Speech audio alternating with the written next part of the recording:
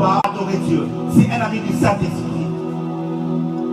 Et surtout, et par-dessus tout, c'est un prophète de Dieu. Aidez-moi à accueillir le prophèt Thomas Dieu. Aïe, le prophète Joël Francis Tatou. Alors qu'il avance pour apporter la parole, sous vos acclamations s'il vous plaît. Célébrez la grâce, célébrez le don, célébrez celui qui dort dans les cieux. Célébrez, célébrez, célébrez, célébrez.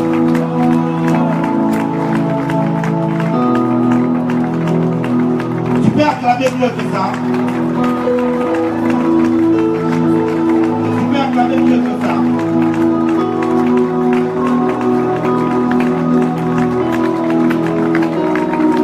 Acclame encore, acclame encore.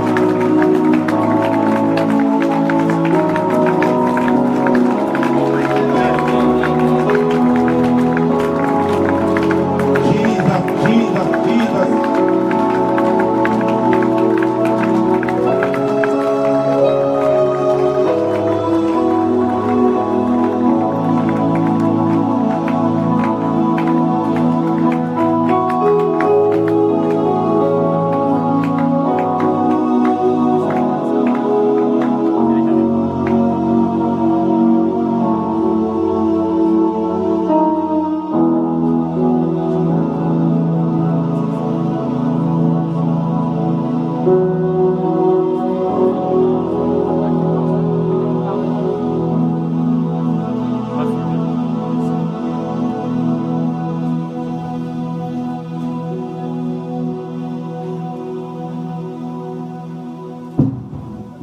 Là au Seigneur.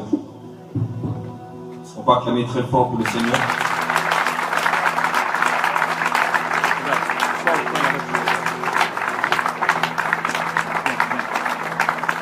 Si c'est une manière d'acclamer le Seigneur, alors je pense qu'on a acclamé quelqu'un d'autre. Est-ce qu'on peut acclamer très fort pour le Seigneur?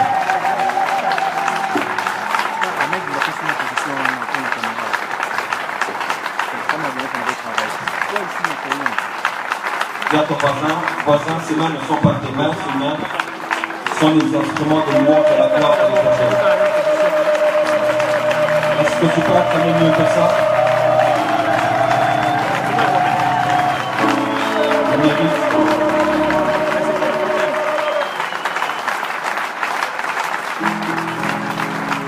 Est-ce qu'il y a moyen de se déplacer, saluer 10 à 15 personnes et dites à votre voisin, bienvenue à l'école des prophètes?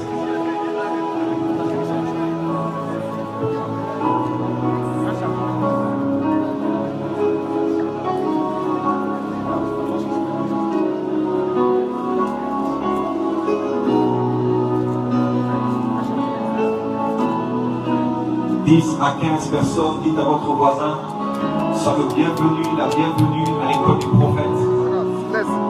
J'aimerais vraiment que tu te déplaces. N'attends pas que l'on vienne vers toi. Déplace-toi, cherche 10 à 15 personnes, quitte d'un rang vers un autre rang, cherche des hommes et des femmes et dis à tous les voisins que tu vas rencontrer, sois le bienvenu. Je n'ai pas dit 16, je n'ai pas dit 14, j'ai dit 15 personnes. 15 personnes, 15 personnes.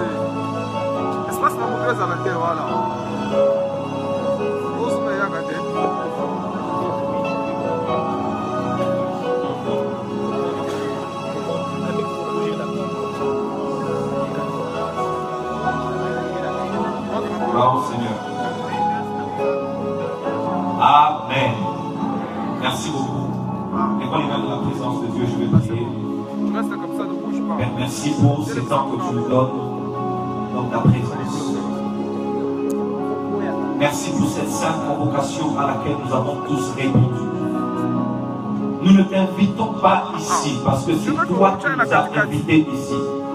Merci parce que tu nous as fait venir, nous avons entendu ta voix et de partout nous sommes venus. Et je sais que puisque tu nous as réunis, tu as des choses à nous dire. Et je suis conscient que ce message a une portée au-delà de cet auditoire. Voilà pourquoi je prie que ce message soit comme un parfum dans tes mains, dont ton souffle va emmener jusqu'aux extrémités de la terre, afin d'illuminer ton corps, afin d'éclairer ton église, afin de donner une voix là où il y avait le tâtonnement, l'hésitation et la confusion. Nous te promettons à toi et à toi seul toute la gloire et tout l'honneur pour tout ce que tu vas dire et faire en ces lieux. Je te remercie pour ta grâce et pour ta fidélité. Merci Seigneur. Merci Seigneur.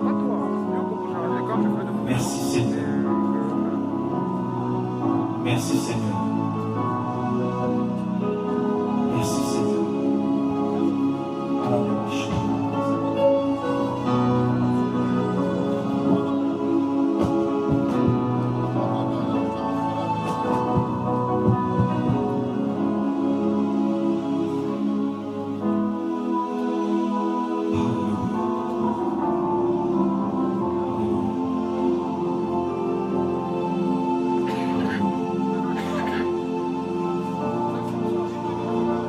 Merci pour ta présence. Au nom de Jésus-Christ, Amen. Amen. Vraiment très fort pour le Seigneur. Merci de tout.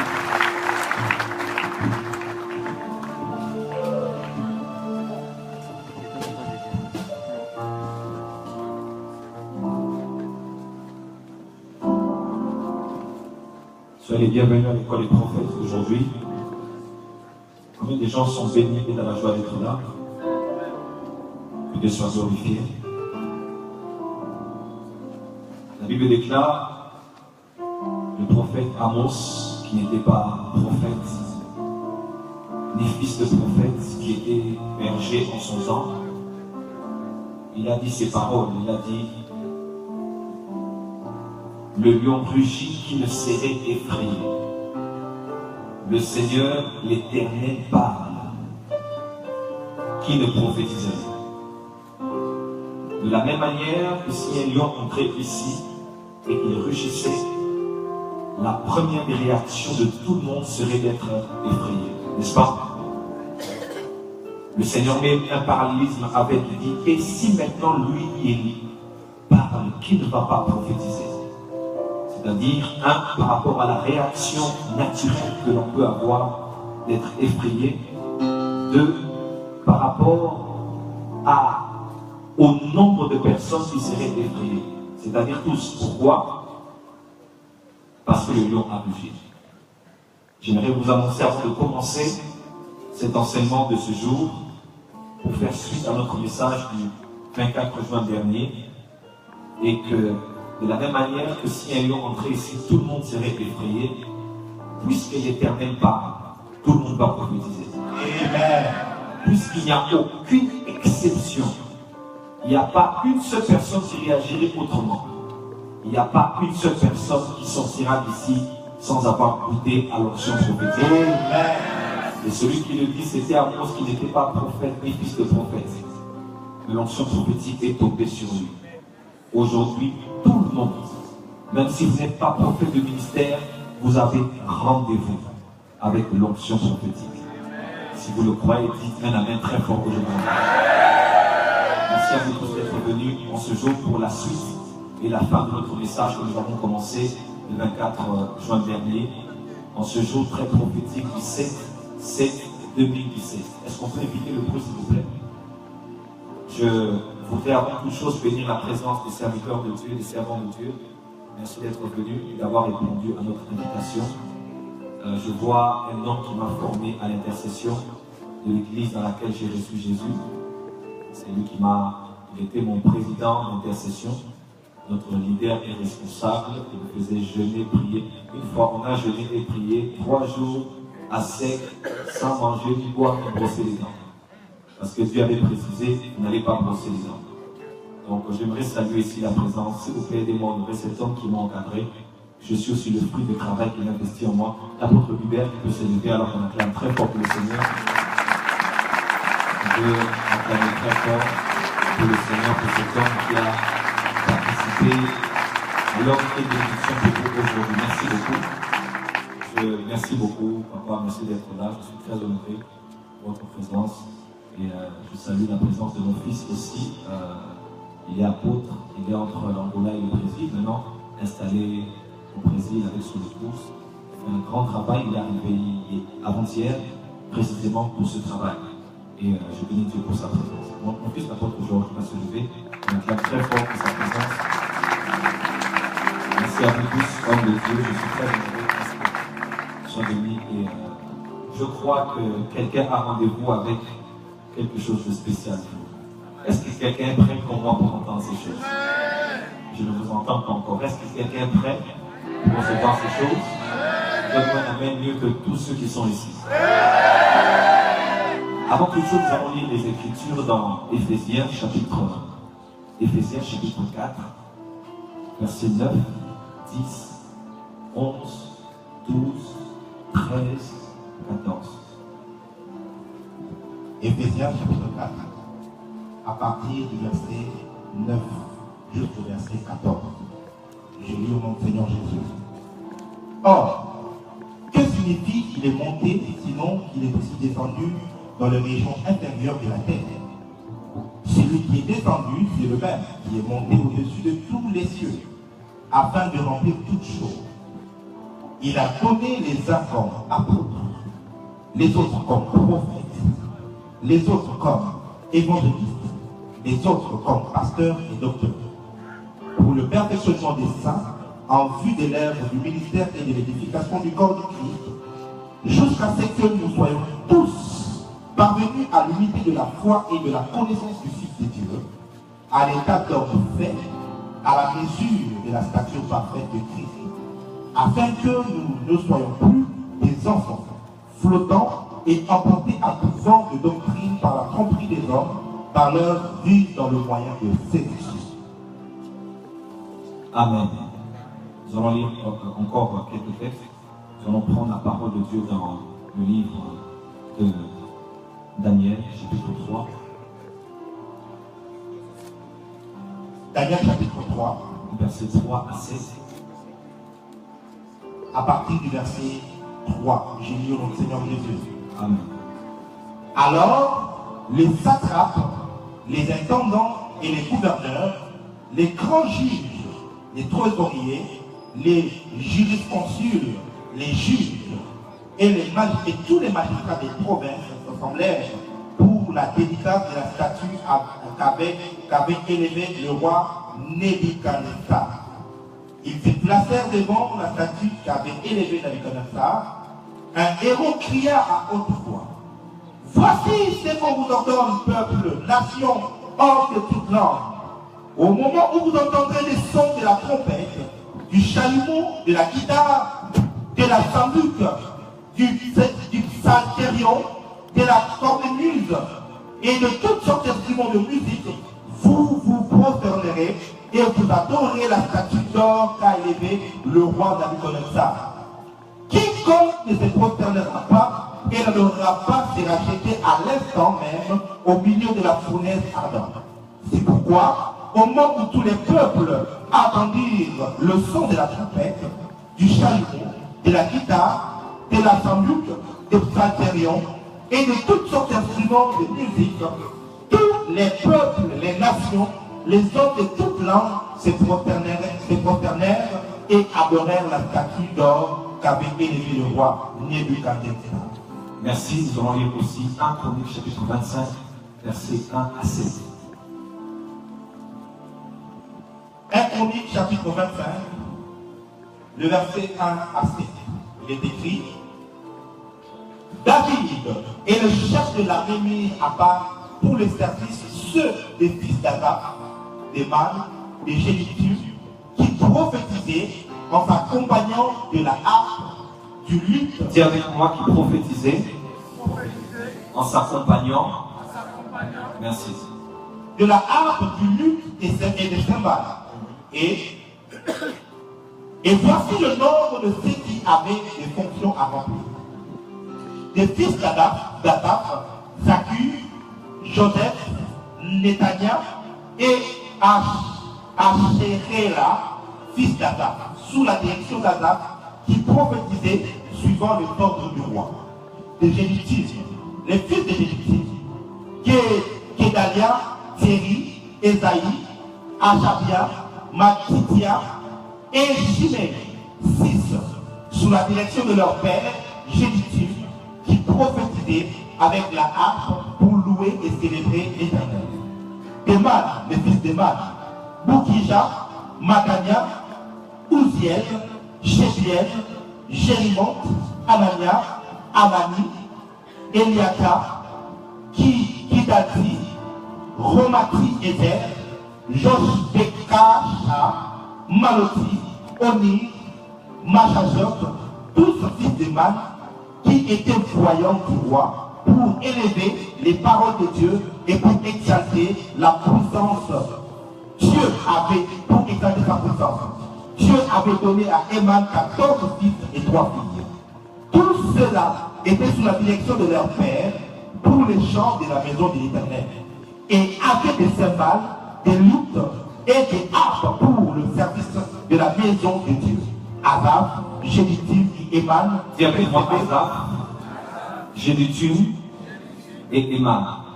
Dis avec moi Azaph, Jéduthun et Éman. Recevez les ordres du roi. Ils étaient au nombre de 288, y compris leurs frères, exercés au champ de l'Éternel, tous ceux qui étaient habiles parole de Dieu. Est-ce qu'on peut acclamer très fort pour les Écritures? Merci pour cette unique. Alors soyez les bienvenus. Aujourd'hui nous allons continuer et c'est pour cela que je vous encouragerai à suivre sur notre chaîne YouTube déjà ce soir ou plus tard dimanche, lundi. Nous allons mettre les 2 premières vidéos de la session passée. Nous avons eu une session les avant-midi et les après-midi où nous avons eu à poser les bases de cet enseignement et nous avons aussi parlé sur 6 types de prophètes, à l'instar du prophète écrivain, du prophète Shammah, est-ce que vous vous rappelez? Du prophète songeur, du prophète apocalyptique, du prophète voyant et du prophète thaumaturge. Est-ce que les thaumaturges sont là? Aujourd'hui, nous allons voir quelques démonstrations de la puissance de Dieu. Ton amen est comme quelqu'un qui n'est pas prêt à ça. Donne-moi l'amen de quelqu'un qui est prêt à pousser l'onction que nous avons à se manifester dans ce sens. Voilà pourquoi la première semaine du mois de septembre, nous aurons une très grande conférence, toujours avec DSP, et j'aurai un orateur qui viendra de l'étranger, qui est un prophète, qui est très fort dans l'enseignement sur le prophétique, et les CD et les DVD seront disponibles. À cela le tiers, nous avons un enseignement à commencer et à terminer, et je crois qu'il y a une portion de Dieu à réserver pour vous aujourd'hui. Si vous êtes d'accord avec moi, dites tout simplement, avance prophète. Alors, la Bible déclare, l'apôtre Paul parle à l'église d'Éphèse, il parle du gouvernement de Dieu. Et alors qu'il en parle, il fait mention de 5 dons de Christ. Au fait, on ne parle pas des 5 ministères. 5 ministères est un concept purement évangélique et charismatique qui nous permet d'identifier les 5 dons. Mais nullement dans Éphésiens 4, à partir du verset 9 même, vous allez voir l'apôtre Paul dire que ce sont les 5 ministères. Il parle plutôt des 5 dons de Christ. Amen. Et ceux à qui on reconnaît des ministères sont ceux qui sont les saints, qui sont les bénéficiaires de l'œuvre de ces 5 dons qu'on appelle les dons de Christ. Et l'apôtre Paul dit qu'il y en a 5 qui parlent des apôtres, des prophètes, des évangélistes, des pasteurs et des docteurs. Amen. Il parle de ces 5 dons parce que ce sont les dons de Christ. Vous allez voir dans 1 Corinthiens chapitre 12, l'apôtre Paul, avant de nommer les 9 dons spirituels, les 9 manifestations de l'Esprit, ou bien les 9 dons du Saint-Esprit, il met en face en disant quelque chose en guise d'introduction. Il dit il y a diversité de ministères, mais le même Seigneur. Il y a diversité de dons, mais le même Esprit. Il y a diversité d'opérations de le même Dieu qui opère tout en tous. Opération en grec, il y a une version grecque qui parle de dispensation. Parce que c'est le Père qui établit les dispensations au travers des âges. Une dispensation est un régime de temps pendant lequel une certaine pensée ou bien un certain exercice divin prévaut. Et nous en avons principalement 3 grandes, à part les 7 que l'on établit dans les Écritures. Nous avons la dispensation du Père qui commence de Matthieu à Malachie. Là, voilà pourquoi les prophètes disaient ainsi parle l'Éternel. Nous avons la dispensation du Fils dans Matthieu, de Matthieu à Jean. Et ce n'était pas un prophète qui disait ainsi parle l'Éternel, mais c'était le Verbe créateur qui disait en vérité, je vous le dis. Et depuis les actes des apôtres jusqu'à nos jours, que même à l'enlèvement, c'est la dispensation que le Père a donnée au Saint-Esprit. Voilà pourquoi le prophète Agabus a prophétisé en disant ainsi parle le Saint-Esprit. Et Jésus même met de l'emphase en disant dans l'Apocalypse 2 et 3, il dit que ceux qui ont les oreilles entendent ce que l'Esprit dit aux églises. Je crois d'ailleurs, en guise de parenthèse, que pour tous ceux qui veulent opérer aisément dans le prophétique, il n'y a pas une plus grande clé que de connaître et de vivre avec le Saint-Esprit. Est-ce qu'on peut dire Amen très fort? Et en parlant des dons spirituels, il parle de ce que l'Esprit donne. Mais en parlant des ministères, il parle de ce que Christ donne. Parce que, bien qu'on ne parle pas de 5 ministères, on parle de 5 dons, mais c'est un ministère qu'ils font. Parce que le mot ministère vient du grec, la terme ministère qui veut dire une tâche que l'on effectue au quotidien. Donc voilà pourquoi nous parlons de 5 ministères aussi. Alors, on parle des apôtres, on parle des prophètes, on parle des évangélistes, des docteurs et des pasteurs. Et ces 5 dons de Christ viennent pour parfaire les saints, pour rendre les saints équipés, perfectionnés, afin que comme simple objectif, qu'ils atteignent la stature parfaite de Christ.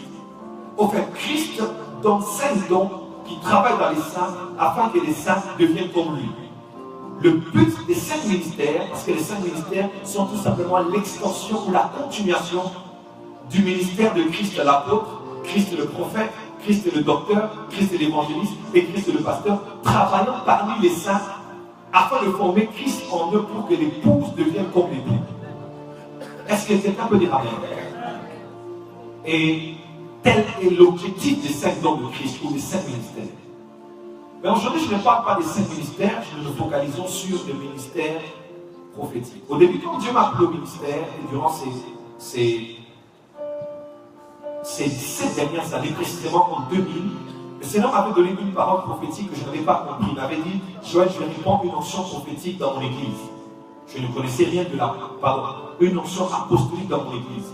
Je ne connaissais rien de l'apostolique et j'ai commencé au fil du temps à apprendre à connaître l'apostolique.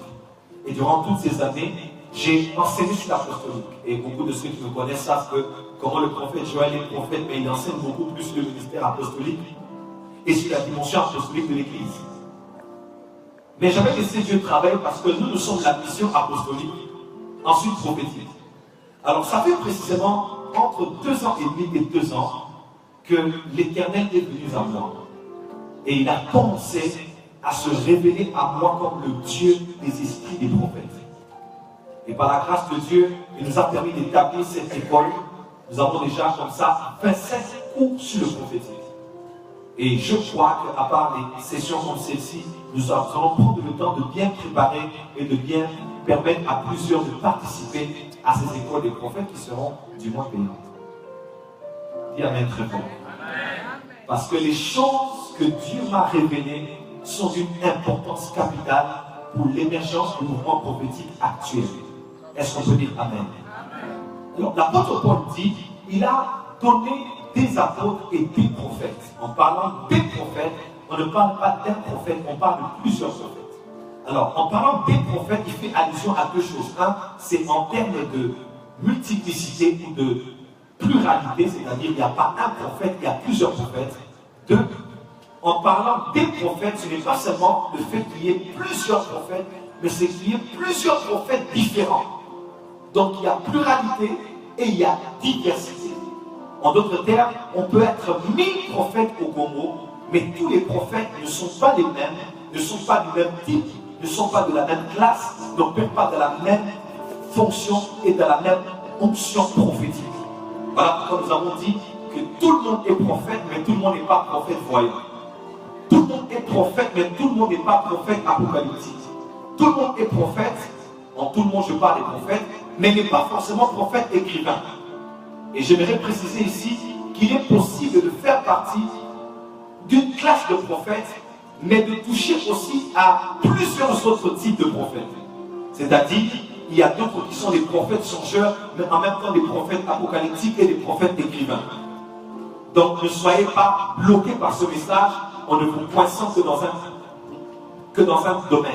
Parce que Dieu peut disposer de vous comme il le veut, mais il y aura toujours une option qui va prendre de la prééminence par rapport à tous les autres.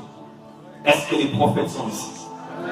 Je pose encore la question, est-ce que les prophètes sont ici?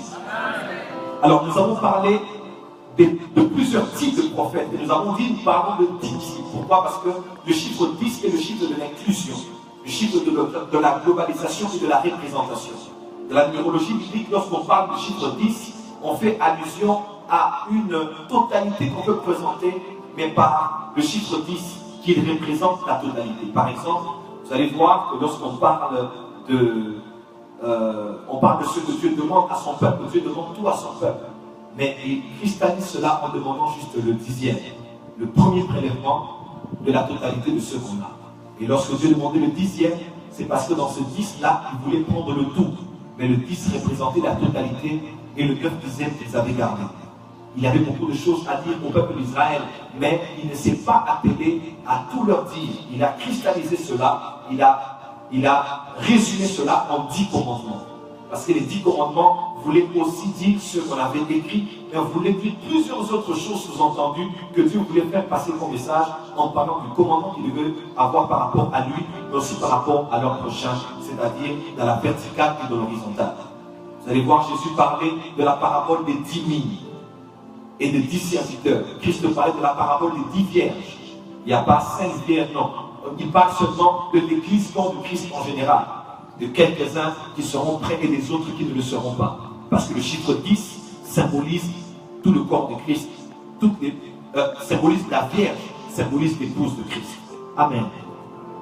Vous allez voir par exemple aussi, dans la parole de Dieu, on parle de 10 royaumes d'Apocalypse, dans Daniel.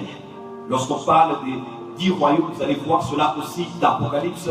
On parle de 10 rois qui auront 10 royaumes qui vont régner au moment où l'impie sera manifesté. Ce sont ceux qui seront comme le pilier de son gouvernement ici-bas sur la terre. Alors, lorsqu'on parle du chiffre 10, on parle de généraliser, de globaliser, de représenter. Je ne dis pas ici qu'il n'y a que ces 10 types de prophètes. Je vais seulement dire que ces 10 types représentent la totalité et tous les autres prophètes que vous pourrez découvrir après tirent quelque part leur origine de l'un de ces 10. Est-ce qu'on peut dire Amen? Passons maintenant aux choses sérieuses. Est-ce qu'on peut dire avance prophète? Alors, nous avons parlé des prophètes écrivains. Nous avons parlé des prophètes apocalyptiques. Nous avons parlé des prophètes songeurs. Nous avons parlé des prophètes Shammah. Nous avons parlé de quels prophètes encore? Des prophètes voyants et des prophètes thaumaturges. Alors, j'aimerais vous proposer encore 2 textes avant de continuer mon message du jour. Est-ce qu'on peut lire Marc 13, verset 35. Marc, chapitre 13. Le verset 35. Il est écrit. Oui. Prenez garde. Est-ce que tu peux lire un verset avant? Le verset 32. Pour ce qui est du jour ou de l'heure, personne ne le sait. Ni les anges dans le ciel, ni le Fils, mais le Père seul. Prenez garde, veillez et priez, car vous ne savez quand ce temps viendra. Là, il parle de son retour. Ok. On y va. Il en sera comme un homme qui, partant pour un voyage, laisse sa maison, remet l'autorité à ses serviteurs, indique à chacun sa tâche et ordonne au portier de veiller. Est-ce que c'est Marc 13, 35? Oui, Marc 13. Ok. Vas-y. On y va. Oui. Ordonne de veiller. Veillez donc, car vous ne savez quand viendra le maître de la maison, ou le soir, ou au milieu de la nuit, ou au chant du coq. Répète. Veillez donc. Veillez donc, oui. Car vous ne savez quand viendra le maître de la maison, ou le soir, ou au milieu de la nuit, ou au chant du coq, ou le matin. Craignez qu'il ne vous trouve endormi à son arrivée soudaine. Remarquez bien, Christ parle de certaines choses. Soulignez cela. Il parle de veillez donc car vous ne savez quand viendra le maître. Hein? Il dit ou le soir. Il commence avec quoi? Ou le soir. Dis avec moi le soir.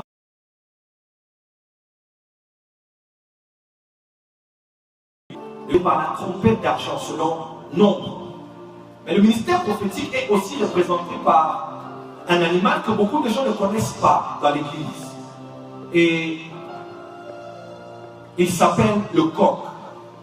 Est-ce qu'on peut dire le coq? Est-ce qu'on peut encore dire le coq? Regarde ton voisin, dis à ton voisin le coq prophétique. Change de voisin, dis à l'autre voisin le coq prophétique. Jésus, en parlant de son retour, fait allusion à certains termes qui définissent les veilles qui se trouvent dans la nuit. Lorsqu'on parle de la nuit dans le concept hébreu et grec, c'est tout à fait différent. Lorsqu'on parle du concept de la nuit chez les Hébreux, il y a 3 veilles. Vous allez voir dans les Écritures, on parle de veille. La première veille, c'est de 18h à 22h. La deuxième veille, c'est de 22h à 2h du matin. Et la troisième veille, c'est de 2h du matin à 6h du matin. Chez les Hébreux, quand on parle de la nuit est subdivisée en 3 veilles que je vous ai présentées. Mais dans ce contexte, Christ ne parle pas de la nuit en termes des Hébreux. Il parle de ceux qui étaient dans un contexte romain, gréco-romain. Parce que les Romains parlaient le grec. Et ils pouvaient mieux comprendre ce que vous voulez dire parce qu'ils parlaient dans un contexte précis. Il parle du soir, il parle du milieu de la nuit, il parle du chant du coq et il parle du matin. Lorsqu'il parle de ces 4 termes, il parle des 4 veilles qu'il y a dans le concept gréco-romain. C'est-à-dire, la première veille commence de 18h à 22h. Et on appelle ça en général de 18h à 21h. Qu'on appelle en général le soir. Donc quand dans les Écritures on parle du soir, dans le Nouveau Testament en général, on parle d'une heure qui est entre 18h et 21h. Amen. Quand on parle, et après il y a la deuxième veille. La deuxième veille parle de 21h à minuit, que l'on appelle aussi minuit. Donc quand on parle de minuit dans les Écritures, dans le Nouveau Testament, on parle de 21h à minuit. Troisième, il y a de minuit à 2h. Pardon, de minuit à 3h du matin. C'est ce qu'on appelle le chant du coq. Comment? Entre minuit et 3h du matin, c'est ce qu'on appelle le chant du coq. Chez les Grecs ou les Romains. Parce que dans le concept gréco-romain, puisqu'il n'y avait pas encore l'évolution des horloges et des montres, on pouvait détecter l'heure à laquelle on était en écoutant le chant du coq. N'est-ce pas? Parce que lorsqu'on écoute le chant du coq, on sait tous.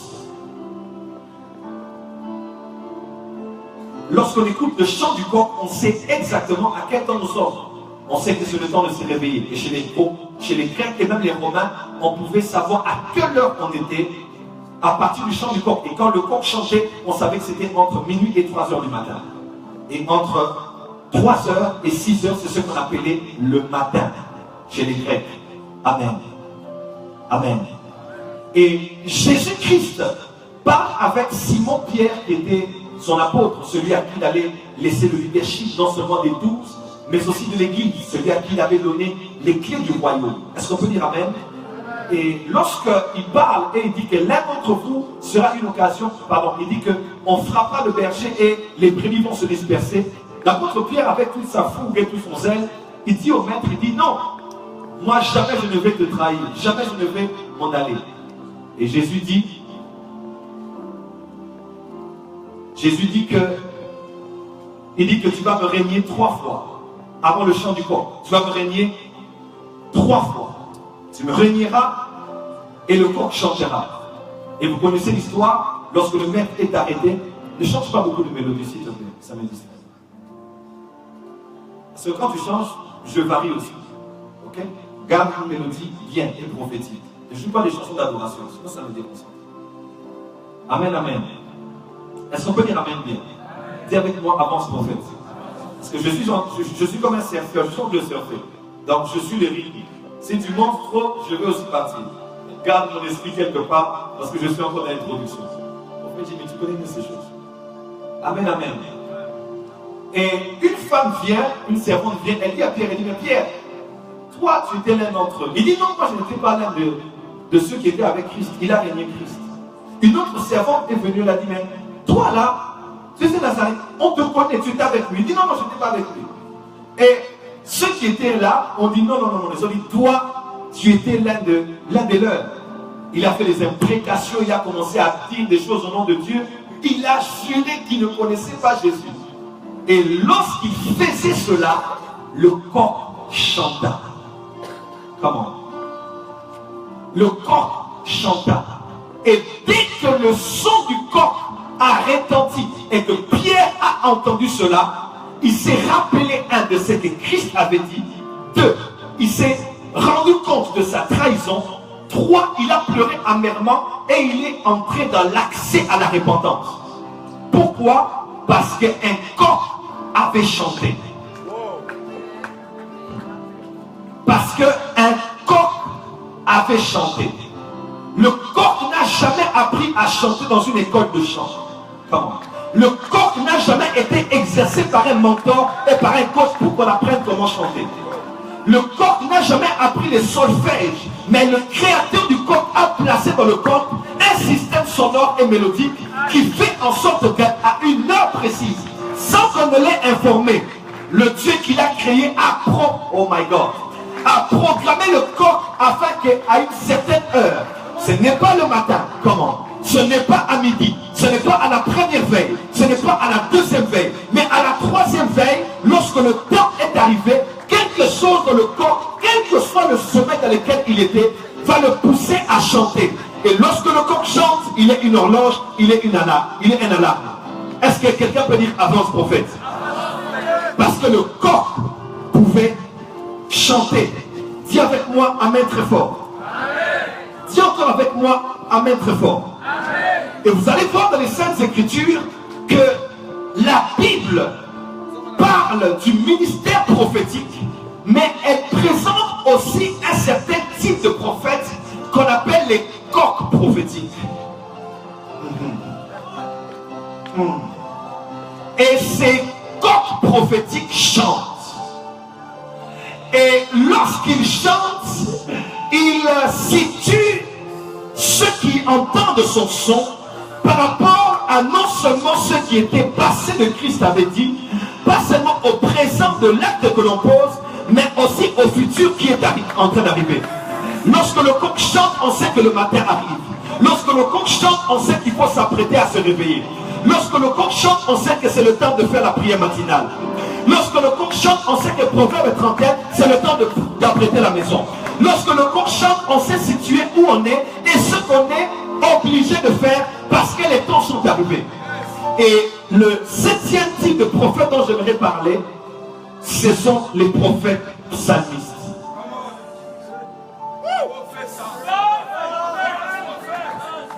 Les prophètes psalmistes. Dis avec moi amen très fort. Regarde 2 ou 3 personnes autour de toi et dis à ton voisin prophète psalmiste, prophète psalmiste. Change de voisin, dis à ton voisin prophète psalmiste, prophète psalmiste. Gloire au Seigneur. Dis encore à ton voisin prophète psalmiste. Le livre des psaumes est le livre qu'on appelle Sefer Tzalim. C'est veut dire livre. Sefer veut dire livre. Livre des psaumes. Et plusieurs 150 psaumes, plusieurs auteurs de différentes époques. Et tous les psaumes étaient des chants. C'était des chants que l'on chantait à la gloire de Dieu. Et pour plusieurs raisons. Il y avait des psaumes d'imprécation, d'invocation. Aujourd'hui, nous allons faire des prières imprécatoires pour la nation. Ton amen est là comme la main d'un Togolais. Nous allons faire des psaumes imprécatoires pour ta situation et pour la situation de ta famille. Il y avait plusieurs types de psaumes, notamment il y avait les psaumes qu'on appelait les psaumes messianiques ou les psaumes du roi. Vous allez voir par exemple dans les 150 psaumes, il y a 25 psaumes que l'on classe parmi les psaumes messianiques. Et c'est-à-dire 1 sur 6 psaumes parle du Messie. où parle de Jésus. Vous allez voir par exemple le psaume 2, le psaume 8, le psaume 16, 22, 31, 34, 35, 36, 40, 41, 45, 48, 49, 51, 68, 69. Par exemple, ces psaumes sont des psaumes qui annoncent le Messie et qui relatent des faits précis qui se sont accomplis dans la vie de Jésus. Près de 1000 ans passés, dans le temps de Ésaïe a annoncé des événements 785 ans avant Christ. Il a annoncé des événements. Le psaume 53, par exemple, il prophétise comme au passé d'un événement qui va arriver. Est-ce qu'on peut dire Amen? Il parle de la passion de Christ. Beaucoup de gens même confondent et disent que Jésus n'était pas beau parce qu'il n'avait rien pour attirer les regards. Ce chapitre parle de la passion, ce qu'on a déjà défiguré. Jésus était un beau gars. Et ne dites pas qu'il était vilain à cause du psaume 53. On parle de la passion qu'on avait arraché là-bas et qu'il saignait. Il n'avait rien pour attirer les regards. Mais quand on le voyait comme ça, Jésus est le plus beau d'entre 10 000 et c'était un beau gars. Je parle de Christ l'homme. Est-ce qu'on peut dire Amen très fort? Dis avec moi, avance prophète. Et ces psaumes parlent du Messie, annoncent ce que le Messie allait faire. Vous allez voir dans le psaume 22, il dit: mon père, pourquoi m'as-tu abandonné? 1000 ans avant, un homme avait certainement la hutte, le tambourin et la harpe. Il composait ce psaume. Il écrivait des mélodies. On testait un peu là-bas, sol, et lui mettait mi, on mettait ré, on mettait. Et lorsqu'il composait cette chanson, il écrivait: mon père, pourquoi m'as-tu abandonné? L'esprit de la prophétie, qui est dans le passé, le présent et le futur par rapport à ceux qui a sous le soleil, mais qui est dans le olam, dans l'éternité. Cet esprit qui est là où il n'y a pas de temps est entré dans le temps 1000 ans passé, a inspiré la plume de l'habile écrivain. Est-ce que je parle à quelqu'un ici? Il a inspiré la plume de l'habile écrivain, et lorsque cet homme écrivait et composait la mélodie qu'on devait chanter, lorsqu'on chantait cela, on était en train de chanter l'épisode dans laquelle le Fils de Dieu serait à la croix. Jésus n'a pas inventé. Jésus a sorti une parole que les Hébreux connaissaient. Et Jésus a dit: mon père, pourquoi m'as-tu abandonné? Jésus a relaté une chanson qu'un psalmiste avait chantée autrefois, dans les psaumes qu'on appelle les psaumes messianiques. Lorsque Judas, ne sachant même pas, a plongé sa main aussi dans le même plat que lui, il ne savait pas qu'il était en train d'accomplir une chanson dans le livre des psaumes où on disait que celui avec qui il partageait sa couche allait le trahir. Vous allez voir dans Luc chapitre 24, vous allez voir Christ parlait et du puis il leur dit: c'est là ce que je vous disais lorsque j'étais avec vous, qu'il fallait que s'accomplisse tout ce qui était dit sur moi. Comment? À partir de la loi de Moïse, de la Torah, 5 livres le Pentateuque, dans les prophètes, les Névim, et il dit dans les psaumes, dans les séphères, il dit: on parlait de moi. Vous pouvez imaginer comment le diable vient tenter Jésus pour la deuxième fois et il lui propose une chanson.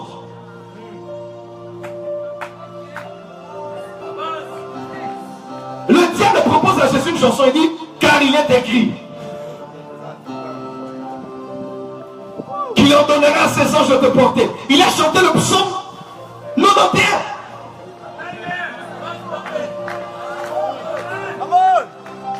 Moi je pense pas que Satan avait dit, Satan avait chanté. Il avait certainement, mais il connaissait la musique depuis l'éternité. Depuis le Olam, Lucifer connaissait. Certainement quand il parlait à Jésus, reprends la scène au ralenti, il parlait à Jésus et il commençait à chanter. Car il est dit, et en les Écritures, il en donnera à ses enfants. Il a chanté ce que le prophète psalmiste avait chanté. Pourquoi? Parce que, est-ce que vous savez que beaucoup de gens qui sont dans certaines sectes qui viennent du christianisme, chez les Bima, ils utilisent les psaumes dans leur prière. Est-ce que vous le savez? Ils utilisent à prier tel nombre de fois, prier tel nombre de fois. Pourquoi? Parce qu'on parle du pouvoir spirituel qu'a les psaumes. Il y a des prophètes, oh my God. Il y a des chansons que les Juifs écrivaient qui étaient l'annonce de ce qui allait s'accomplir pleinement en Christ. Jésus entre, il avait faim avec ses apôtres, il part et il bouffe ceux qui avaient dans le temple. Et il pense au psaume. Plusieurs des textes dans le Nouveau Testament font référence à Christ par rapport au psaume, parce que les psalmistes chantaient des prophéties. Ils n'égayaient pas la compagnie. Ils n'excitaient pas les attentions. Ils ne consolaient pas les cœurs. Ils annonçaient ce qui allait arriver et situaient les gens par rapport à ce qui allait se réaliser. Voilà pourquoi dans les évangiles et dans les actes des apôtres, quand on cite les psaumes, on montre aux gens que c'est à cause de ce temps que ce psaume avait été annoncé. Parce que le psaume situé dans le temps. Dites avec moi avant ce prophète. Et la Bible déclare que dans le temps du tabernacle de David, David a accompli quelque chose avec l'aide de Samuel. Qu'est-ce que David a fait? Il a établi un tabernacle en prenant l'arche, en mettant au centre de la vie rituelle du peuple. Sans lieu saint, lieu très saint et par vie. L'arche était là, pas besoin de processus. Et il établit une louange et adoration prophétique de 24 heures. Donc, dans la royauté de David, on louait, on adorait, on louait, on adorait pendant 24 heures. Louange, adoration non-stop. Et ceux-là, il y avait plusieurs, mais les familles qui étaient représentées étaient les familles de 3 hommes. Asaph, Éman et Jéduthun. Et la Bible déclare, comme vous le connaissez, vous connaissez les psaumes d'Asaph. Mais qui sait qu'Asaph était prophète? Et on dit, ils étaient prophètes et ainsi que leurs enfants. Qu'est-ce qu'ils faisaient? Ils étaient voyants du roi. 1, 2, ils annonçaient les oracles de Dieu en prophétisant au son de la musique.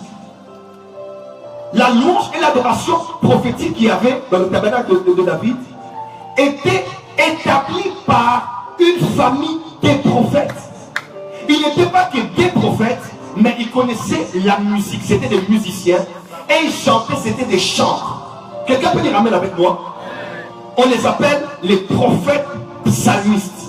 Je viens annoncer à l'église du Congo que le temps est finalement arrivé où nous sommes fatigués des cantiques populaires. Yes. Où nous sommes fatigués des chansons populaires qui égayent la compagnie. Écoutez-moi très bien. Un cantique populaire emmène les gens à entrer en eux. C'est-à-dire quand on chante sa chanson, les gens pensent à leurs problèmes, à leur vie, à leur situation, à leur souffrance. Ils pensent à eux. Mais un cantique nouveau, aïe aïe aïe aïe, un cantique qui vient de manière spontanée par l'esprit de la prophétie, n'emmène pas les gens en eux, mais emmène les gens en Dieu. Tout cantique qui a le succès n'est pas forcément un cantique nouveau. Ça peut avoir une belle mélodie, un bon cantique, mais qui vous emmène dans votre réalité. Mais un cantique par l'esprit de la prophétie, Jésus a dit, le temps vient, elle est déjà venue, où les vrais adorateurs adoreront le Père en esprit et en vérité. Les cantiques populaires emmènent les gens dans la réalité de leur vie, mais les cantiques prophétiques emmènent les gens dans la vérité parce qu'ils suscitent des adorateurs qui adorent le Père en esprit et en vérité. Dis avec moi avant ce prophète. Dans la cartographie de l'Afrique spirituellement, le Burundi, le Rwanda et le Congo étaient un seul pays. Est-ce que vous le savez? Et j'étais au Burundi et les Burundais m'ont dit, même les Rwandais, ils ont dit, la louange et l'adoration, c'est quelque chose de culturel dans nos 3 nations. Mais ils ont dit, Dieu nous a dit autrefois qu'ici au Congo, il avait établi l'autel de l'adoration. Il avait établi quoi? L'autel de l'adoration. Père à son âme, Alain Moloto annonçait ces choses, mais personne ne le comprenait. Parce que tout prophète vit avant son temps. Il est déjà dans le futur, mais au présent. Il parle avec le langage du futur, mais parmi des gens qui ne le comprennent pas. Parce qu'il vit avec eux, mais il vit dans le futur. Et son langage n'est pas déterminé par ses réalités. Il annonce ce qui arrivera dans le futur. Le diable, ça, vous savez que le diable, il a une maison ici au Congo. Je vous parle comme prophète. Le diable a une maison, il a un domicile au Congo. Pourquoi? Parce qu'il n'y a aucun endroit au monde où il y a autant de pierres précieuses et de richesses minières comme au Congo. Et la majeure partie de tous les mines et toutes les pierres précieuses qu'il y a au Congo étaient celles qu'il y avait au premier jardin d'Éden au ciel, dans lequel le diable était en train de circuler alors qu'il faisait son ministère de louange et d'adoration. Est-ce que quelqu'un est avec moi? Il n'y a pas un endroit où le diable peut vouloir se sentir aussi à l'aise qu'ici. Parce qu'ici se retrouvent les choses qu'il a au ciel. Rappelez-vous qu'il est nostalgique. Voilà pourquoi, quand il a quitté le premier jardin d'Éden, il est descendu sur la terre. Il est allé où? Au jardin d'Éden qui avait sur la terre. Et il a continué vers Adam et Ève, ce qu'il avait voulu faire au ciel. C'est-à-dire prendre la place de Dieu. Puisqu'il ne le pouvait au ciel, il a amené l'homme à vouloir se croire Dieu. Est-ce que quelqu'un est avec moi? Le pays que Dieu a choisi pour la louange et l'adoration, le pays des parfums, l'hôtel des parfums de Dieu sur la cartographie spirituelle internationale, c'est au Congo. C'est ici que Dieu a voulu qu'on puisse élever des parfums vers son trône. Les parfums qui monteraient vers son trône, qui rempliraient la coupe avant qu'il ne répande ses jugements et sa justice sur la terre. C'est au Congo. Mais c'est aussi au Congo où Satan n'a pas seulement perverti la musique sur le plan général en permettant aux hommes d'adorer la femme, le sexe et ainsi de suite, et les hommes, les politiciens en particulier, et les hommes qui ont de l'argent. Je suis tombé à l'hôtel où j'ai resté quand je suis arrivé. Trace TV était devant moi. Qu'est-ce que je vois? La musique ghanéenne, nigérienne et sud-africaine. Aucun des musiciens profanes n'avait parlé de quelqu'un. Mais quand on a seulement mis l'air de notre pain, diamant d'hiver, général, colonel, je me suis dit, mais oh, est-ce que c'est ça qui fait vent? Ils ne sont pas dans ces choses parce que Satan a détruit la musique autant sur le plan profane que sur le plan sacré. Une chanson devant la porte des cieux, le prophète Joël Francis Tatour. Au moment de regarder à celui qui est assis et qui mérite des parfums, tout le monde est en train de penser à nous allons chanter ce dimanche parce qu'on a certains partenaires dans l'église. Alors pour qu'ils sortent l'argent et qu'ils nous donnent, il faut qu'on chante cette chanson que cette maman-là aime beaucoup. Quelle maman? Celle qui va avec la range au vin blanche. Ok. Et aujourd'hui, les cultes ne tournent pas autour de Dieu, mais tournent autour des caprices et des tribus et des partenaires susceptibles de donner de l'argent. Vous avez profané le sanctuaire. Voilà pourquoi il faut l'émergence des pères comme les Asaph, les Génitudes et les Eman pour réguler, nettoyer et laver la musique chrétienne au Congo. Amen.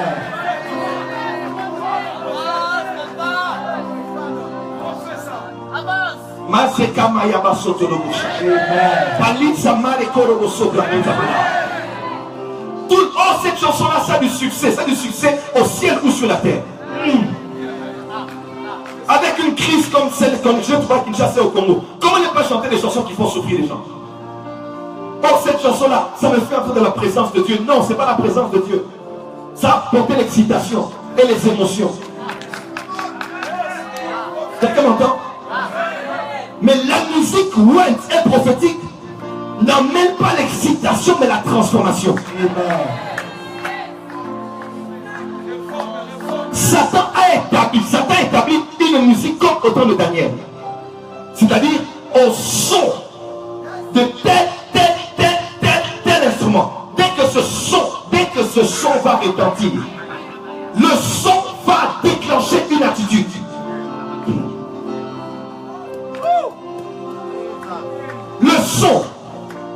Le son va amener la prosternation. Le son va amener à l'adoration. Quelqu'un est avec moi? Le son va amener à l'adoration. Et dès qu'on a lancé ce son, toute la population a été dirigée vers une seule chose. La même attitude globale, inclusive. Parce qu'un seul son a retenti. Vous avez vu ça? Il y a des sons quand dès que ça entre, tout le monde, les femmes commencent à twerker. C'est partout aujourd'hui. Dès que ce son joue, même en boîte, les gens, dans le temps de... Même des Madilu System et des autres, surtout de Rambo. Il y avait des musiques, on savait qu'en boîte, dès que seulement cette chanson commence, on vous dit, il y a d'autres gens qui chantent dans la salle. Parce que la musique peut libérer le mouvement des esprits. Elle ne touche pas que l'hémisphère gauche, nord et sud, pardon, gauche et droite de l'homme, parce que ça touche tous les deux parties. La musique peut susciter des mémoires. Voilà pourquoi même si tu dis que tu es dans le brisement, tu es dans la sainteté, si un vieux cantique d'un vieux tube de Congo joue, tu vas te rappeler de ça. Parce que la musique va ramener, et ça va non seulement te rappeler la musique, les paroles, mais aussi les circonstances dans lesquelles tu avais écouté cette chanson. Parce que la musique a une puissance, même sur le plan cérébral. Mais bien au-delà de ça, la musique peut transmettre un esprit. Le son peut libérer quelque chose. Au commencement, l'Esprit de Dieu se mouvait au-dessus des eaux. Le roi sur les eaux, ça crée un son. Lorsqu'il y a l'air sur les eaux, il y a la fréquence. C'était la première fois que la musique avait commencé. Vous allez voir des Chinois utiliser juste le bout de leur doigt sur du verre et émettre un son. Ce sont des sons et des fréquences. Le premier son a commencé avant la création de ce qu'on avait pendant les 6 jours. Parce que quand l'esprit se mouvait, un son se faisait entendre. La muraille de Jéricho est tombée par un son. C'était par un son. Parce qu'il y a un souffle qui était là. Lorsqu'on a juste soufflé à ces instruments, tout le monde a pris la même attitude. Faites attention, enfants de Dieu. La puissance de l'enfer s'est élevée au Congo afin de désacraliser la musique. Toute musique n'est pas écoutée parce que c'est populaire. Moi, pour que tu me fasses entrer dans la présence de Dieu, il faut que tu sois fort. C'est pas ça parce que ta chanson est bonne, tout le monde le chante, que plus chanter. Non, non, non. Je suis prophète. Mon esprit des prophètes vole, décolle lorsqu'une mélodie prophétique vient. Vous allez voir le prophète Élisée qui voulait prophétiser. Il a dit non, emmenez-moi un joueur de harpe. Emmenez-moi un joueur. Quand on a seulement commencé à jouer, la main de... Où sont ceux qui posent la main sur le piano et la main de Dieu se pose sur la tête des prophètes? Où sont ceux qui posent les doigts sur les guitares et les doigts de Dieu touchent la bouche des prophètes? Où sont ceux qui déclenchent un mouvement du ciel? On en a très peu. Plusieurs amènent des concerts à être pleins. Plusieurs amènent des CD à être vendus. Plusieurs amènent des cantiques à être joués au niveau de la radio. Mais très peu ont écouté Dieu avant de chanter des chansons. Et Satan est entré pour détruire l'église. Parce qu'il y a des sons, il y a des sons comme ça qui libèrent les esprits impurs. Je vous donne un exemple. Vous me connaissez, je parle ouvertement et clairement. Et j'ai des comptes à rendre au Dieu qui m'a appelé. La chanson Tangonae du pasteur Moïse-Mbi. Vous voulez avoir mon avis? Vous savez que vous voulez avoir mon avis? J'ai déjà fait peur à quelques personnes ici. En fait, cette chanson vient du trône de Dieu. Ça vient tellement du trône de Dieu que Satan, c'est l'enfer. Satan, quelqu'un là, c'est vraiment un esprit. De vrai, c'est vraiment un esprit. Satan n'a pas voulu que la gloire revienne à celui qui fait chaque chose bon dans son temps. Alors Satan a fait entrer quelque chose. Satan a fait entrer quelque chose de sale, d'impur, une idole dans la tête des enfants de Dieu afin qu'ils rejettent ceux qui doivent rendre la gloire à Dieu. Ceux qui ont mis Guégué dedans sont eux-mêmes des sorciers. Nous on n'a pas écouté Guégué dedans, nous on a écouté Jésus. On a écouté Jésus. On a écouté Jésus. C'est la jalousie du diable. Et c'est une jalousie congolaise gratuite. Pendant que les Gabonais chantent ça, vous êtes jaloux. Pendant que les Ivoiriens chantent ça, vous êtes jaloux.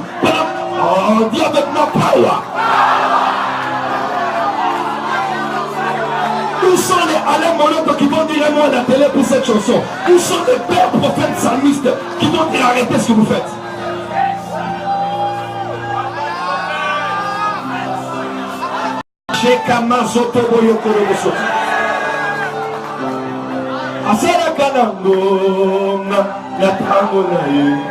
Ce n'est pas Moïse Mie d'abord, c'est le Dieu qui l'a donné cette chanson.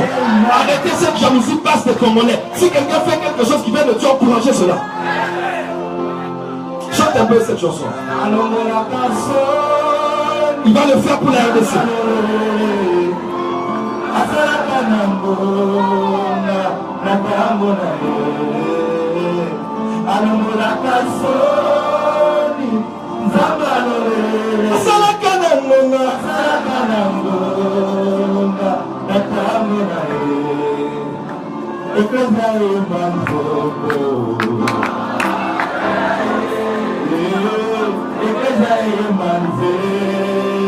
Les Kamazotia. Vous sentez pas Dieu ici?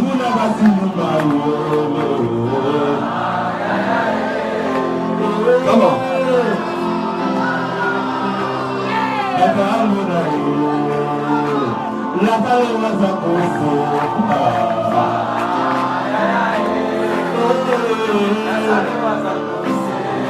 Aïe, aïe, aïe, aïe.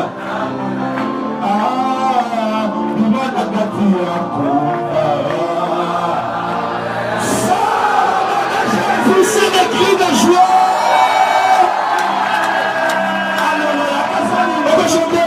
Allons la casse, les mains. Aïe, aïe, aïe, aïe, aïe, aïe. Allons la casse,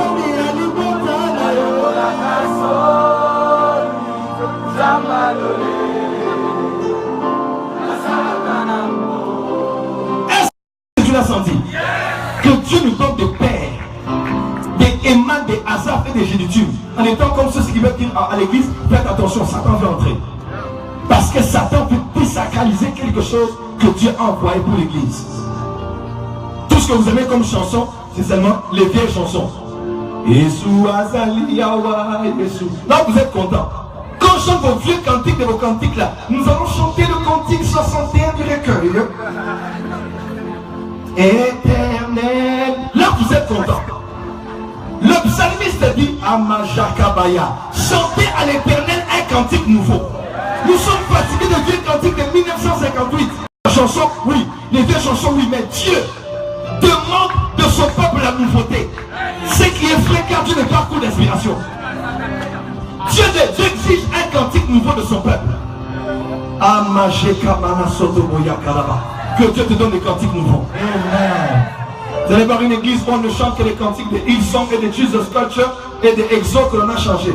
Soit en lingala, en swahili ou en français. On va dire que non, notre louange d'adoration. Non, pourquoi? Voilà pourquoi dans nos équipes de louange et d'adoration dans les églises, établissez des prophètes. Il faut qu'il y ait des prophètes là pour libérer l'inspiration. En pleine répétition, un cantique chanté que vous chantez.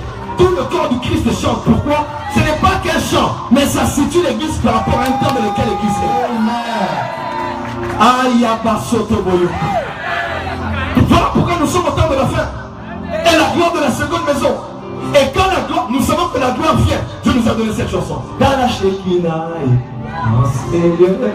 Satan a dit non. Shekinah c'est une sirène des eaux. Soyez maudits, vouez votre musique. Vous ne détruirez pas. Vous ne détruirez pas ce que Dieu est en train de faire. Maudissez-nous, dites ce qu'on vous dit sur internet. Cette chanson-là vient de Dieu. La Shekinah, Shekinah, la Shekinah, la Shekinah. Je la vois en ces lieux. Je la vois. La Shekinah, elle entre en ces lieux. Comme la nuée en ces lieux. Elle peut. Oh, reçois-la, oh oui, je la veux. Oh oui, je la veux. Je la veux. Je la veux. Je la veux. Je la veux. La Shekinah, la Shekinah, la Shekinah. Aya mama zoto ya galaba. Qui avec mon power.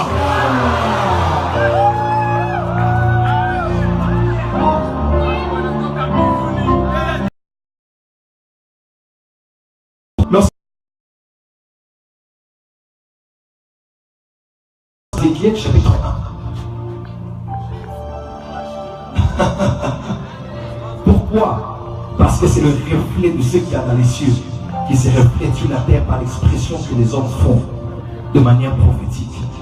Écoutez-moi, Église. Je vous annonce aujourd'hui le 7e type de prophète qui est le prophète psalmiste. Au Congo, on a besoin des prophètes prophétiques. Pardon, des chantres prophétiques. Des chantres prophétiques. Et Dieu m'a dit, il va utiliser les cantiques qui vont dorénavant sortir à partir de la deuxième moitié de 2017, 2018. Dieu a permis que cette souffrance vienne. Pourquoi? Pour que l'expression de l'âme de l'homme le rapproche au spirituel. Afin qu'il capte la pente. Si vous savez que la souffrance peut élever ton esprit. Voilà pourquoi le jeûne élève l'esprit de l'homme. Oui. Lorsque notre être extérieur est détruit, l'intérieur est renouvelé. Lorsque l'extérieur, c'est comme l'orange. Lorsqu'on le presse à l'extérieur, on sort quelque chose. Lorsque quelqu'un meurt à l'hôpital, il y a des visions de ceux qui sont venus, ceux qui sont en train de le prendre. Voilà pourquoi la plupart des visions que tu as, c'est pendant que tu es très malade. Parce que ton corps s'est détruit. Les fois, Dieu permet à la souffrance de venir pour permettre à l'âme de l'homme de s'élever. Et à son esprit de capter la fréquence du monde spirituel. Est-ce que quelqu'un est avec moi? L'apôtre Paul a dit aux Éphésiens dans un contexte pourri par les esprits impurs, il dit entretenez-vous. Par des psaumes, à la mâché qui était lié. Par des signes et par des cantiques spirituels, chantant à Dieu de tout votre cœur. Sur l'inspiration. Est-ce que quelqu'un m'entend? Pourquoi? Parce que c'est une manière de s'entretenir. Tu fais à ta voiture de l'entretien. Hein? Ça arrive qu'on en emmène la voiture à l'entretien. Entretiens-toi. Entretenez-vous. Quand vous êtes ensemble, ouvrez la Bible et chantez des cantiques. Chantez des cantiques spirituels. Élevez la voix de Dieu et annoncez les oracles de Dieu par les chants. Annoncez ce qui arrivera au Congo. Écoute-moi. Dieu donne aux prédicateurs de prêcher et de chanter ce qu'ils prêchent. David le dit pour a écrit ce qu'il a prêché. Les prophètes psalmistes vont chanter ce qu'ils ont prêché. Chaque fois que Dieu te donne prophète psalmiste prédicateur, une nouvelle révélation, c'est une nouvelle chanson. Parce que ce n'est pas qu'un message, c'est un message aussi chanté. L'apôtre Paul s'est dit, même quand je prierai en intelligence, je prierai aussi en esprit. Je chanterai, mais je chanterai aussi en esprit. Est-ce que quelqu'un m'entend? Est-ce que quelqu'un m'entend? Et en cette nuit-là, il faut des coqs pour chanter. Écoutez-moi, mes frères et sœurs. Quand le coq a chanté, il a emmené Pierre à la repentance. Nous sommes fatigués des cantiques qui amènent les gens seulement aux danses et à la transpiration. Nous voulons des cantiques quand quelqu'un écoute, il va à la repentance. Des cantiques comme les cantiques, c'est bien qu'on va dire que le vieux était bon, mais avec des cantiques quand on les écoutait, de Nimbondi, Matou Samuel. Soyez sincères avec moi. Ces cantiques sont bien travaillés dans les beaux studios, masterisés, ainsi de suite. Mais ces cantiques-là nous faisaient pleurer. Les larmes coulent, du nez ça coule, de la bouche ça coule. Tu ne sais pas qu'est-ce qui te pousse, mais tu es écouté. Papa ngai na ye, ngai na abe, ngai na pusani, solo e paino.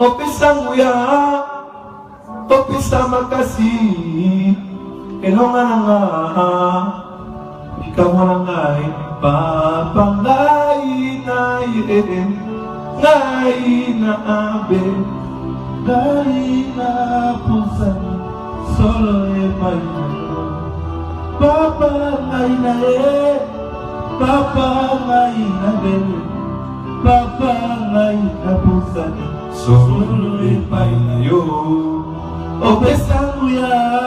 Soyez sincères. Soyez sincères. Il y a de moins en moins de telles expressions. Il y a de moins en moins de telles expressions. Et bizarrement, quand la chanteuse est sortie, tout le monde s'est retrouvé. Dieu nous a donné des paroles pour nous approcher de lui. Ce n'est pas de dire que Bangouna Nangaï, non. C'est de dire à Dieu, j'ai besoin de toi. De toi. Les regards étaient focalisés sur lui. Zala nanga, zala botika naite awe, zala botika naite, zala botika naite, zala Prophète Jimmy, c'est ta responsabilité. C'est ta responsabilité que Dieu te donne dans cette saison. Chante les oracles de Dieu. Chante les prédications que Dieu donne à ton Père. Chante les inspirations que Dieu a libérées dans le corps du Christ. Que l'Église chante la Bible. Que l'Église ne chante pas les choses populaires. On utilise aujourd'hui des conceptions mondaines afin d'exprimer quelque chose de spirituel. On veut pousser Shadrach, Meshach et Abednego de chanter les cantiques à Babylone. De se prosterner par le son de Babylone. Nous étions assis au bord du fleuve de Babylone. Là, on avait déposé nos harpes. On nous obligeait de chanter les cantiques de Sion sur une terre étrangère. On veut nous pousser à mener le profane dans le sacré. On veut pousser nos pianos à chanter ce qui vient du monde. On sait bien que cette solo-là, c'est le solo de Werason. On sait bien que ce passage-là, c'est le passage de Kakol. Pourquoi nous devons nous dire, oh, ma vidéo, la musique, vous êtes seulement à court d'inspiration. Vous passez votre temps sur iTunes, sur YouTube pour être inspiré. Écoutons Boys to Men et les autres pour avoir l'inspiration. Allez à genoux de la présence de Dieu. Allez à genoux de la présence de Dieu pour capter la pensée de Dieu. Afin de chanter. Et on a besoin des coqs à l'église. On a besoin des coqs. Lorsque les temps arrivent, ils chantent une mélodie que tout le monde comprend. Un langage universel que tout le monde comprend, tout le monde sait que c'est le temps de se réveiller. C'est le temps de se laver. C'est le temps de prier. Où sont les cantiques prophétiques, les cantiques spirituels? David dit dans le psaume 119, je me lève au milieu de la nuit pour chanter des louanges. Au milieu de la nuit, dans un temps prophétique aussi sombre que celui-ci, David pouvait dire, je me lève au milieu de la nuit pour chanter. Pourquoi? Parce que c'était un coq spirituel qui annonçait ce qui allait arriver dans le temps futur. Vous allez voir dans Actes chapitre 16, Paul et Silas dans la prison, au milieu de la nuit, ils ont chanté. Pendant qu'ils priaient et ils chantaient. Oh my God. Quelqu'un est avec moi? Viens de moi, France prophète. Pendant qu'ils priaient et chantaient, les fondements de la prison ont été ébranlés, les portes se sont ouvertes, tous les liens, les chaînes qu'ils avaient ont été brisées et une famille est arrivée à la repentance et au baptême dans cette même nuit-là. Pourquoi? Parce qu'un apôtre et un prophète ont chanté. Silas, en Acte 15, on dit que Silas et Jude étaient tous deux des prophètes. Donc un apôtre, le temps est arrivé où les apôtres doivent chanter. Où les prophètes doivent chanter. On a trop entendu des stars chanter, il faut que les coqs chantent. Que Dieu nous donne des hommes comme les livres du ciel. Tu entends une chanson, tu te dis, mais il prêche en chantant. Comment les pasteurs n'écoutent pas les livres du ciel pour avoir des séquences de prédication? Il est pranamiste. Toi, tu n'as jamais chanté ça. Quelqu'un peut dire amen. Quand tu entends un canticon, quand tu entends un cantique comme ça, tu te dis, mais Seigneur, Jésus est en train de revenir. Tu trembles, tu trembles. Pourquoi il a laissé tous ces grands de ce monde? Il est venu que pour me chercher. Pourquoi il a laissé, c'est ma version, tous ces dignes de ce monde? Il n'est venu que se révéler à moi. Mais pourquoi, comment? Mais pourquoi seulement moi? Mais pourquoi seulement moi? Oh, mais voilà le pourquoi. Il m'a aimé. Oh, il m'a ému dans son amour. Oh, il m'a chuchoté à l'oreille.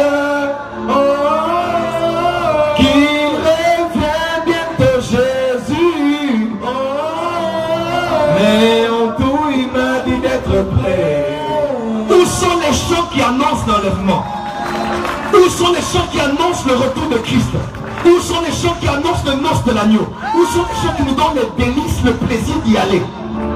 Tous les cantiques nous amènent ici dans notre réalité et nous laissent de ne pas voir la vérité.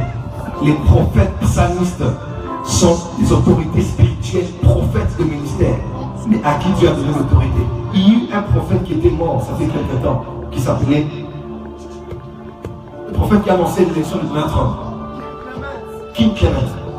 Sur son piano, il annonce les ouragans, il annonce les tornades, il annonce les élections des présidents. Il a annoncé Trump. Il a dit que ce sera un homme de sang chaud. Il a annoncé il a annoncé les grandes lignes du mandat de Donald Trump plusieurs années avant. Pourquoi? C'est un prophète psalmiste. Jonathan, s'il te plaît, emmène le prophétique dans la musique. Chers musiciens, s'il vous plaît, chers adorateurs, chers worship leaders, emmenez-nous le prophétique de la musique afin que nous puissions capter la pensée des yeux. Si tu pourrais encore une fois répandre ta sainte onction sur moi, je promets d'en faire bon usage pour ton nom. Il avait pour mission de ramener le cœur des enfants de Dieu vers leur Père. Tu avais promis dans Malachie, et il reviendra. Tu avais promis dans Malachie, et il reviendra. Oh, tu avais promis dans Malachie, et il reviendra. Là, c'est pas notre problème, mes ennemis, non. Tu avais promis dans Malachie, et il reviendra. Elia, Elia, oh Elia, Elia, Elia, Elia, Elia, Elia, oh Elia, oh Elia, Elia, Elia, Elia, Elia. Dis avec moi les prophètes psalmistes. Est-ce qu'ils sont là? Est-ce qu'il y a de ceux qui sont après? Ah, c'est mon fils qui a joué la chanson. Ah, mon ami intime, oh, mon ami intime, Jésus. C'est lui? Oui. C'est toi. Parce que c'est un prophète, et c'est mon fils. Dis Amen très fort. Ah, mon ami de la chambre, oh, c'est lui qui m'a fait pleurer, oh. C'est lui qui entend mes pleurs, oh. C'est lui qui me comprend, oh. Pour moi, il a donné sa vie, oh. Et moi, je ferai de même, oh. Ah, acclamez très fort pour le Seigneur.